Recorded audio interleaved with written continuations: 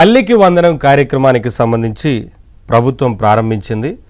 ఎంతమంది చదువుకునే విద్యార్థులుంటే వారందరికీ కూడా ఈ పథకం వర్తిస్తుందంటూ గతంలో హామీ ఇచ్చినట్లుగానే వారందరి ఖాతాల్లో, తల్లుల ఖాతాల్లో ఆ డబ్బుని జమ చేస్తున్నారు.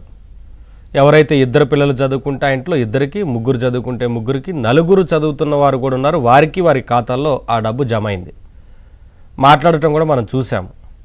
అంటే పథకాన్ని పక్కాగా అమలు చేసేందుకు ప్రభుత్వం సిద్ధంగా ఉందని చెప్పారు. చెప్పినట్లుగానే ప్రతి ఒక్కరికి కూడా చదువుకుంటున్న విద్యార్థులకి ఈ పథకాన్ని వర్తింపజేస్తున్నారు. ఇంకా ఎక్కడైనా చిన్న చిన్న సమస్యలు ఉంటే ఆయా అధికారులను సంప్రదించండి.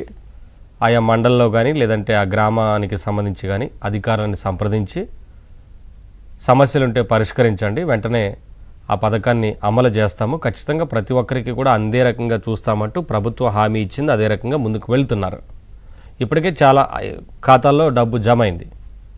అందరూ సంతోషాన్ని వ్యక్తం చేస్తున్నారు. ఒకవైపున విద్యార్థులు సంతోషాన్ని వ్యక్తం చేస్తున్నారు, తల్లిదండ్రులు సంతోషాన్ని వ్యక్తం చేస్తున్నారు. ఎందుకంటే స్కూల్స్ సరిగ్గా ప్రారంభానికి ముందే డబ్బులు రావడం, ఆ అవసరాలకు సంబంధించి కొనుక్కోవాల్సినవి ఉంటాయి.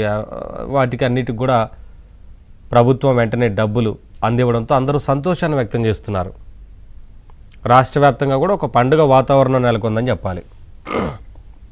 కానీ గతంలో వైసీపీ ఇలానే చెప్పారు, చదువుకుంటున్న విద్యార్థుల అందరికీ వేస్తామని చెప్పి ఆ తర్వాత చదువుకుంటున్న అందరికీ కాదు ఇంటికి ఒకరికని చెప్పి తల్లుల ఖాతాలో డబ్బులు జమ చేస్తామంటూ చెప్పారు. అంటే ముందు మాట ఇచ్చారు అధికారంలోకి రాకముందు, ఆ తర్వాత మాట తప్పారు. ఆ విషయం గురించి ఎన్నిసార్లు ప్రస్తావించినా, ఎన్నిసార్లు ప్రతిపక్ష నేతలు కానీ ఇంకా ఎవరు ప్రశ్నించినా సరే పెద్దగా స్పందించలేదు. కానీ ఇవాళ ఇచ్చిన హామీని నిలబెట్టుకుంటుంది కూటమి ప్రభుత్వం. చెప్పినట్లుగానే ప్రతి ఒక్కరి ఖాతాలో, అంటే ఎంతమంది విద్యార్థులు చదువుకుంటే అందరికీ వర్తిస్తుంది పథకం అని చెప్పారు. చెప్పినట్లుగానే చేస్తున్నారు. ఇంకా వైసీపీ దుష్ప్రచారం చేస్తోంది. ఏదో కావాలనే కుదించారు, లబ్ధిదారుల సంఖ్యనని తగ్గించారని చెప్పడం, లేనిపోని అపోహలు సృష్టించడం, ప్రజల్లో గందరగోళం చేసే ప్రయత్నం చేస్తోంది. కానీ ప్రజలందరికీ తెలుసు ఈ పథకం వర్తిస్తుంది ప్రతి ఒక్కరికి. ఎవరెవరికైతే డబ్బులు జమ అయ్యాయో వారందరూ కూడా బయటకు వచ్చి మాట్లాడుతున్నారు, సోషల్ మీడియాలో పోస్టులు చేస్తున్నారు. ప్రజలకంతా తెలుసు. అయినా ఇంకా వైసీపీ దుష్ప్రచారం చేస్తే ఎవరు నమ్మరు కదా. ఇలాంటి దుష్ప్రచారాలు చేయడం వల్లనే కదా గతంలో 11 సీట్లు ఇచ్చింది. మళ్ళీ ఇటువంటివే చేస్తే వచ్చే ఎన్నికల్లో ఆ 11 సీట్లు కూడా రావంటోంది కూటమి ప్రభుత్వం. కూటమి పార్టీలకు సంబంధించిన నేతలు చెప్తున్నారు. అయినా సరే వైసీపీ దుష్ప్రచారం అనేది మానుకోవట్లేదు. ఇక ఈ పథకం గురించే కాదు, చాలా విషయాల గురించి ఇదే రకమైన దుష్ప్రచారం చేస్తున్నారు. 13,000 రూపాయలు వారి ఖాతాలో జమ చేస్తే 2,000 రూపాయలు ఖర్చుల కోసం, వాటి నిర్వహణ ఖర్చుల కోసం, ఆ తర్వాత ఇతరత్ర ఖర్చులు ఉంటాయి స్కూల్ అభివృద్ధికి సంబంధించి చెప్పారు. కానీ వైసీపీ కావాలనే మిగిలిన 2,000 రూపాయలు మంత్రి లోకేష్ గారి ఖాతాలోకి వెళ్ళాయా అంటూ పోస్టులు చేశారు. దీంతో మంత్రి లోకేష్ గారు తీవ్రంగా స్పందించారు. నిరూపించండి,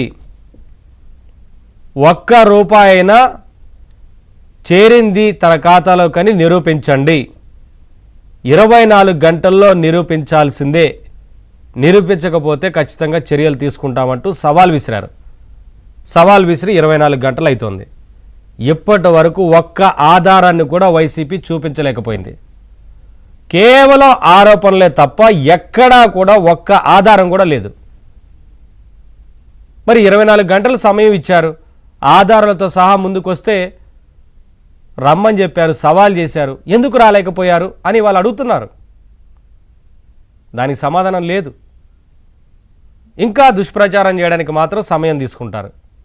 కావాలనే దుష్ప్రచారం చేస్తున్నారు. పథకాన్ని ఇంత పక్కాగా అమలు చేస్తున్నా సరే వారు చేయలేనిది కూటమి సర్కారు చేస్తున్నప్పటికీ అభినందించాలి. వాస్తవానికి అభినందించే మనస్తత్వం లేనప్పుడు సైలెంట్గానే ఉండాలి వైసీపీ నేతలు. కానీ దుష్ప్రచారం చేస్తున్నారు. అభినందించకపోగా దుష్ప్రచారం చేస్తున్నారు. కానీ ప్రజలకు తెలీదా, లబ్ధిదారులకు తెలీదా ఏం జరుగుతుందో? అందరూ బయటకు వచ్చి మాట్లాడటం లేదా? సోషల్ మీడియాలో పోస్టులు పెడుతున్నారు కదా. మరి ఎందుకు వైసీపీ రకంగా ఆలోచించట్లేదు? ఇప్పటికైనా సరే 24 గంటల సమయం దాటిపోయినా మించిపోయింది లేదు. ఇప్పటికైనా ఆధారాలతో సహా రమ్మంటున్నారు, ఏమీ చెప్పలేకపోతున్నారు. అందుకని ఎవరైతే ఈ దుష్ప్రచారం చేస్తున్నారో, తప్పుడు ప్రచారం చేస్తున్నారో వారందరి మీద కఠిన చర్యలు ఉంటాయంటూ లోకేష్ ఒకవైపున మాట్లాడుతూ వచ్చారు. లోకేష్ గారు చెప్పినట్లుగా ఖచ్చితంగా అందరూ అదే కోరుకుంటున్నారు. ఇటువంటి తప్పుడు ప్రచారం చేస్తే చర్యలు తీసుకోవాల్సిందే, లేదంటే ఇది మితిమీరిపోతుంది. గతంలో కూడా ఇదే రకంగా చేశారు. 2014-19 కాలంలో ఎన్ని అభివృద్ధి కార్యక్రమాలు చేసినా 2019 ఎన్నికల్లో వైసీపీ చేసిన దుష్ప్రచారాన్ని, తప్పుడు ప్రచారాన్ని ప్రజలు ఆ రోజున నమ్మారని, అందుకనే ఇంకొకసారి ఆ తప్పు జరగకుండా ఉండాలంటే ఈ తప్పుడు ప్రచారాలని కట్టడి చేయాల్సిందే, ఈ తప్పుడు ప్రచారాలని ఎప్పటికప్పుడు తిప్పికొట్టాల్సిందే అని కూటమి పార్టీల నేతలు కోరుతా ఉన్నారు. చర్యలు తీసుకోవాల్సిందే అని కూడా కోరుతున్నారు. ఎందుకంటే ఆధారాలు లేని తప్పుడు ఆరోపణలు చేస్తే ఎట్టి పరిస్థితుల్లో ఉపేక్షించొద్దని కోరుతున్నారు. ఒకసారి ఇదే అంశానికి సంబంధించి వాటి డిబేట్లో మాట్లాడదాం. అంతకన్నా ముందు మంత్రి ఈ విషయాలపైన ఏం మాట్లాడారో ఒకసారి చూసిన తర్వాత డిబేట్ని కంటిన్యూ చేద్దాం. ప్రతిపక్షంలో ఉన్న పార్టీ నాపైన తీవ్రమైన ఆరోపణ చేసింది. వాళ్ళు అధికారికంగా ట్వీట్ పెట్టారు. వాళ్ళకి నేను 24 గంటలు సమయం ఇస్తున్నా. 2,000 రూపాయలు నా బ్యాంక్ అకౌంట్కి వచ్చింది, నా జోబులోకి వచ్చిందని వాళ్ళు అంటున్నారు కనుక నిరూపించండి, లేదంటే ఆ స్టేట్మెంట్ విత్డ్రా చేయండి. ఈ రెండు చేయకపోతే చాలా తీవ్రమైన పరిణామాలు ఉంటాయి. లీగల్గా నేను దీనిపైన ముందరికెళ్ళాలని నిర్ణయించుకుంటాం జరిగింది. ఎందుకంటే ప్రజలు కూడా ఒకటి గుర్తుపెట్టుకోవాలి, వైకాపా పార్టీ అనేది ఒక అబద్ధాన్ని 100 సార్లు చెప్పి నిజం చేసేదానికి ప్రయత్నించే పార్టీ. 2019 ఎన్నికల్లో కరెక్ట్గా వాళ్ళ సొంత బాబాయిని వాళ్ళే చంపేసి ఏకంగా నింద మా నాయకుడు చంద్రబాబు నాయుడు గారి పైన ఆనాడు వేశారు. మేము ఆనాడు సమర్థవంతంగా తిప్పికొట్టలేకపోయాం కనుకనే ప్రజలు నమ్మారు. కానీ ఇప్పుడు చూడండి, చెల్లెలు చెప్తున్నారు ఏం జరిగిందో. సో వాళ్ళ అబద్ధాలు చెప్పి ప్రజలు నమ్మించడానికి ప్రయత్నిస్తున్నారు. ఈ 2,000 రూపాయలు నేను ఆ ట్వీట్ని నేను చదివాను, ఆ 2,000 రూపాయలు నా జోబుకి వచ్చిందన్నారు. వాళ్ళు నిరూపించాలి, లేదంటే ఆ స్టేట్మెంట్ వెనక్కి తీసుకోవాలి, లేదంటే to the fullest extent of the law I will take action against them. అది లోకేష్ గారు సవాల్ చేశారు. మరి సవాల్ చేసి 24 గంటలు దాటిపోయింది. అయినప్పటికీ వైసీపీ నుంచి ఎవరు కూడా ఆధారాలతో ముందుకు రాలేకపోయారు. తప్పుడు ప్రచారం ఎవరు చేసినా సరే కఠినంగా చర్యలు తీసుకుంటామంటూ ప్రభుత్వం చెప్తా ఉంది. ఈ దుష్ప్రచారాలని తిప్పికొట్టాలని కూడా వారు పిలుపునిస్తున్నారు. ఎట్టి పరిస్థితుల్లో ఇటువంటి తప్పుడు ప్రచారం చేసిన ఎవరినైనా సరే ఉపేక్షించేది లేదు, కఠిన చర్యలు ఉంటాయని ప్రభుత్వం సీరియస్గా ఉంది. మొత్తంగా ఈ విషయాలన్నింటికి సంబంధించి వాటి డిబేట్లో మాట్లాడదాం. ఇదే అంశానికి